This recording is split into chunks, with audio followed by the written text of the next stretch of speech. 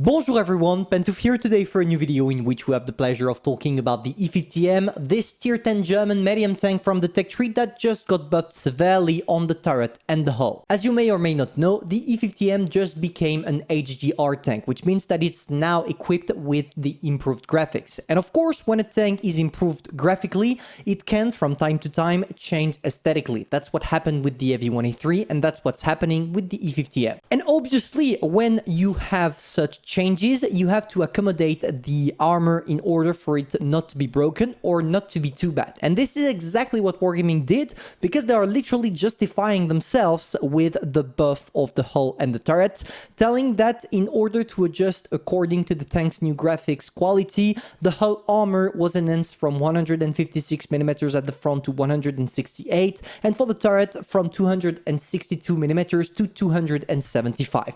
But trust me, in battle, it does a whole new difference. In order for you to be able to picture the difference between the 9.1 update E50M and the 9.2 update E50M, here are both tanks under the ray of the HUD. So 9.1, 9.2. You will notice that there is one thing that is major here, the fact that the new turret is a little bit bigger, or at least it seems a little bit bigger, because despite actually being bigger, when you take a look at it during a battle, you will find it smaller. But Wargaming did something noticeably interesting on the new tank, the new aesthetic of the tank. They improved the average size of the gun mantlet, which means that they improved the no penetration zone. And it's the thing that is really making the tank better, in my opinion, in the current update. The fact that the bigger the gun mantlet, the easier it becomes for you to bounce shells on the other sides, on the turret cheeks. Because when you take a look at only the turret cheeks, it's the exact same millimeters of armors as before. 278 between, and maximum maybe 281 on the 9.1 tank, and the exact same on the 9.2 tank. So you need to make sure to do one thing with the tank all the time when you're reloading and only showing your turret. Try to wiggle a little bit. Now you have a bigger gun mantlet, so the technique is going to be even more effective. Now, and another question to answer is, what about the playstyle of the tank?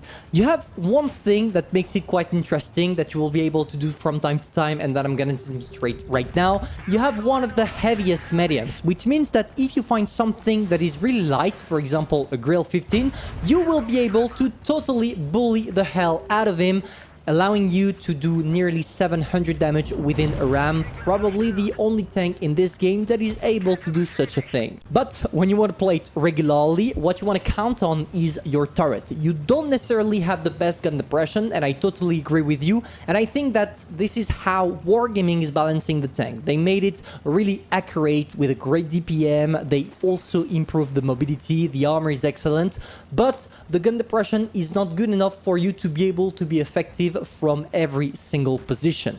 But it's soon something that you will just throw away, because when you start learning what's the best position for your E50M, you will never bother anymore with the gun depression.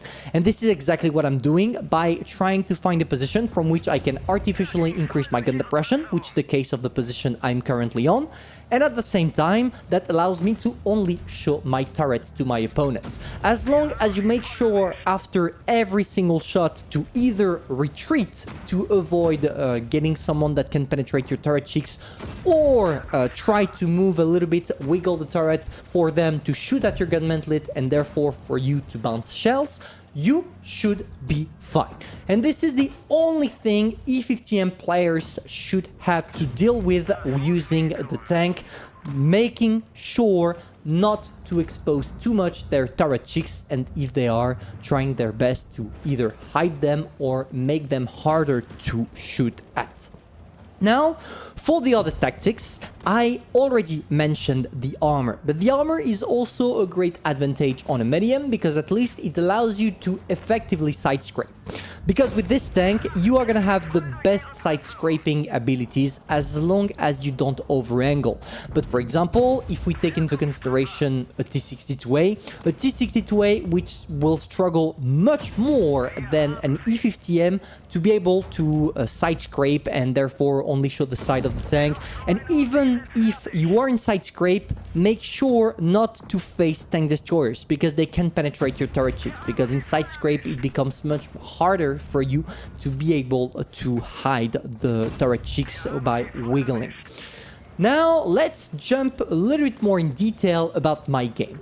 I have a crazy accuracy, and for the moment, I took a position from which I can snipe. I'm not telling you that this is the right tactic with the E50M, but sometimes you have the possibility of doing so, so why should you bother? And this is exactly what I did waiting in the back. But now, I'm gonna do something more interesting. As I told you, you have a great armor, and if you go and face hug someone, you manage to hide the only weak spot you do have, which is the lower plate of the hull.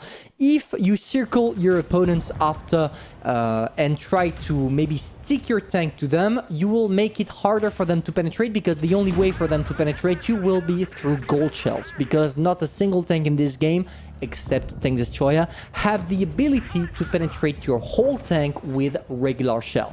So make sure to keep that in mind, for example, when you're face hugging a Progetto 65 or even an IS-7 that is known to have one of the worst penetration of the game. Doing that, you should be able to have cool games like the one I'm currently having, even if I would have loved to be able to snap that last shell in the IS-7. But it was not the case. At least I got some bouncing damage because that IS-7 unfortunately shot my side, and luckily for me, shot my side. Now, you are not expecting to do a lot of credits with that tank. Even if here I did a little, because obviously it's a tier 10, not a premium, not a collectible, and not something with a special credit coefficient, so you are just here to enjoy the tank and have skill with it rather than making credits. Now we are gonna go for another game in which I'm gonna try to demonstrate how you need to face the mediums. And mine is perfect for this, because the mines map is the one where the fastest mediums will try to take the hill. Unfortunately for you, you are not among the fastest mediums, so this is something you want to avoid. But on the other hand, you have some crazy advantage, which is, I repeat myself, your armor. So make sure to only show your turrets to your opponents, and you will see shells fly bouncing off on your gun mantlet. And this is exactly what's gonna happen to the Vickers. You are gonna see we have the advantage. He only sees my turret. It's impossible for him to penetrate, even if he tried to penetrate with a gold shell, because your gun mantlet is so big that everything that goes through will probably bounce on it. So it's a crazy advantage, an advantage that you want to use all the time. Now, what do you want to do to maybe spice up a little bit your gameplay? I told you, you have a tank that has crazy armor, not the best mobility. So what you want to do is driving tank destroyers crazy, because you do have that possibility. How do you do that? You side scrape with a cool angle, not something over angled, and you wait in front of tank destroyers that can only see the side of your armor for you to be able to buff. Because if you poke like I'm currently doing, people will be able to penetrate you, and specifically tank destroyers, because they will have access to the lower part of your hull. So yeah, if you really want to bait tank destroyers, you have that possibility. You can serve as a punching ball, something that nobody will be able to penetrate, but be careful. Sometimes tank destroyers also snap some HEs, and if they do, it's going to be a little bit complicated, because even if they don't penetrate, they will inflict damage. Now, talking back about the gun depression, as you can see, if you are taking the right position, you will not struggle with it, because during the two replays I showed you, not a single time I struggled with the gun depression, which means that it's still a workable gun depression. So don't be frightened about getting the tank just because you are not dealing well enough with the gun depression, or at least you assume that you're not dealing good enough with this.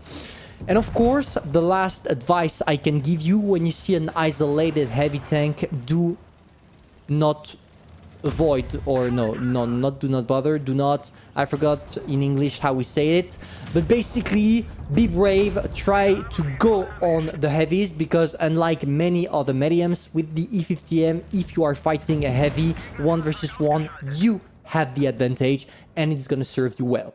Once again, 4.5k damage, a good and well-deserved victory with a tank that is, in my opinion, among the top 5 mediums you can find at tier 10. And have a profit about it, man. I mean, it's a tech tree tank, so it's free. All you have to do is grinding it, but it's still a tank, in my opinion, that requires some skill. So try to get first a T62A, an Object 140, those kind of tanks, the Russian medium tanks, before heading to this one. But when you will be to the E50M, trust me, you will want to play it H24. So hopefully you enjoyed that review. If that's the case, you know what to do. And personally, I'm gonna see you soon for a new video. Bye.